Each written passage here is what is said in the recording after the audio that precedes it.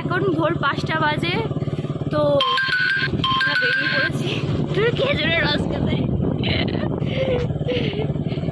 তুই কিছু বলবি?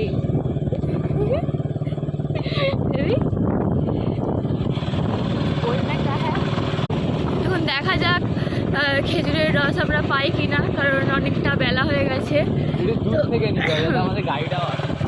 থেকেই তো নিয়েছি, তো ঠিকই তো আছে। এই তো তুই দেখে চালা। তা আমরা এখন খেজুরের রস আর কি পেয়ে গেছি। আমরা ফুড ব্লগার করতে পারিনি তো কি হয়েছে, আমরা জুস ব্লগার করবো। কি ভেবি? Juice blogger.